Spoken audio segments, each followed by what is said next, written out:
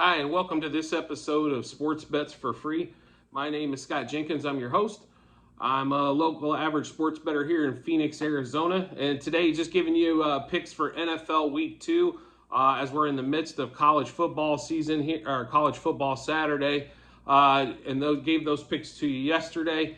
Wanted to go run through NFL Week 2. We started already on Thursday night. It was about 50-50 night for us on that one there. So nothing too outstanding to report on that one. But to get into the rest of the plays for us for the rest of Sunday, Chase Edmonds caught 4 balls for 40 yards last year. We caught his receiving yards at 20.5. He started off at 18.5. Right now should be somewhere around the 22 to 23 ballpark. I still think you're in good shape there. Tua likes throwing it to him out of the backfield. He's got great moves in space. Just the issue he had in Arizona is he can never stay healthy or be a bell cow back. But definitely something to look for in that one there on the Chase Edmonds receiving yards prop. It was a 3-unit play for us. It was a little heavy on the juice at minus 135 through DraftKings. But Chase Edmonds over on receiving yards prop should be, like I said, right at the moment, 22, 23 yards, somewhere around that ballpark. We also caught Rashad Bateman early in the week. He didn't get a lot of catches, but he's definitely going to be the downfield threat for the Ravens. So in that same game, over 44.5 receiving yards. Most likely he'll probably get that on one catch if Miami allows him to run down the sidelines. But otherwise, he should 5 catches, 4 catches, somewhere around there. Should be pretty easy for Bateman. Over 44.5 receiving yards. That was a 2-unit play for us, and the juice on that one was minus 125 on it. Then we get into some other games along the way. So Drake London for the Falcons had a really good week last week. We think they're going to be down in this game, so we're going to see a lot of passing by Mariota, which is going to lead to more targets, which is going to lead to more yards. And over 47.5 receiving yards for Drake London, the rookie. 1-unit play for us at minus 120 through DraftKings. Drake London over 47.5 receiving yards. Trey Lance came in probably one of the biggest bets we had last week. It's going to be one of the biggest bets we have again on rushing yards for Trey Lance. We caught it at over 38.5. I still think, I don't know how he runs for less than 50 yards a game. When you look at Lamar, his rushing props are normally in the 50s to 60. That's probably where Trey Lance is going to live here a little bit later on in the season. But over 38.5 rushing yards at minus 130. This is going to be a 10-unit play for us through DraftKings. Definitely like that one again. Going back to that Baltimore-Miami game, I think Lamar's out to prove to everybody that he should have got the money. He can throw the ball better than most. And he's at over 219.5 passing yards. That's going to be another one of our biggest plays of the weekend, a 10-unit play at minus 115 through DraftKings. I know this line right now is in the 230s. I honestly think Lamar's probably going to throw closer to 250 to 270. Miami should be pretty good against the run here, so he should be throwing the ball just a little bit more. This game's going to be tight either way, so he's going to have to throw the ball. It's just not going to get up early and run away with it on the ground. Amon-Ra St. Brown with the Lions. He's also anytime touchdown at plus 140 for a 2-unit play through DraftKings. He hit the end zone last week. He's definitely one of Goff's targets when they're inside the red zone, getting down in there. His number 1 receiver catches in yards typically. And then also when he throws the ball down in there in tight windows, Ross St. Brown tends to win matchups. So a plus 140 on an anytime touchdown for a 2-unit play. We hit this one last week with Davis Mills. Probably should have lost the game unless it went to overtime. But we did catch a break on that one. But I do like him. I think they're going to actually be down this week. They got up on Indianapolis last week, and that's why he wasn't throwing the ball at all in the fourth quarter.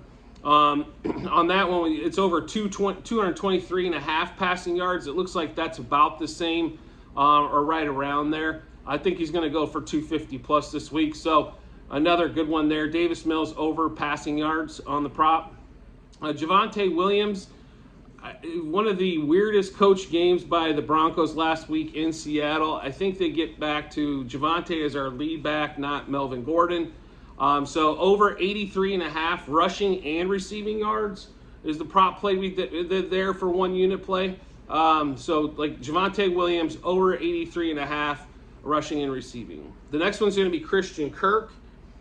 Christian Kirk had a big week last week, over 57.5 receiving yards. Obviously, he's working out well so far in Jacksonville.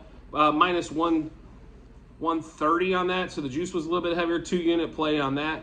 Marcus Mariota in that Rams-Falcons game, over 34.5 rushing yards. That's going to be a 5 unit play for us at minus 110. Last week, he went over for over 70 yards. I expect he's going to be throwing and running quite a bit in this game, as they probably are going to be down against the Rams, so probably a good one on that as well. Justin Fields, we caught this one a little earlier in the week, over 186.5 passing yards. Folks, last week is not going to be his whole season where he throws for 100 yards a week. NFL quarterbacks should be able to throw for 200 pretty consistently. And that's why we've got him here. I know he's in the 190s, closer to 200 right now, but we did grab him at 186. I definitely think he's probably going to throw the ball. They're going to be behind. They're going to throw on the ball over the place. DeAndre Swift, a little bit of it. He still got that ankle injury. He did rush for over 100 last week. His rushing total when we picked it up was at 59.5 rushing yards. We're going over 5 unit play for that one as well. Juice was normal on that one at minus 115. Debo, with Elijah Mitchell being out, his rushing prop was only over 31.5 rushing yards. So we did take that one as well for a 5 unit play at minus 130. We really like A.J. Dillon this week. I think he's going to have a big fantasy week for you fantasy owners. But we've got him in multiple plays. We've got him in over 50.5 rushing yards, over 70.5 rushing and receiving yards. Both of those are 5 unit plays for us. Minus 125 on the rushing yards and 115 on the rushing and receiving yards for A.J. Dillon. So make sure you take a look out for him. And then going to the Pittsburgh-New England game, we think this is going to be probably, low-scoring game is what everybody's predicting, obviously. That's probably going to be true with those 2 defenses and coaches. They like to have ball control on that one. But Freiermuth had 75 receiving last week. His prop was 36.5 when we picked it up at minus 115. So Mr. Freiermuth for the Steelers on that one. Staying with the Steelers on that, we also like Najee Harris. From every indication, he's going to play and be as close to full strength as he can. Over 14.5 receiving yards is a low prop for him. Normally it's in the 20s, so 5 unit play at minus 120. And then we're going to go back to Mr. McLaurin again with the Commanders.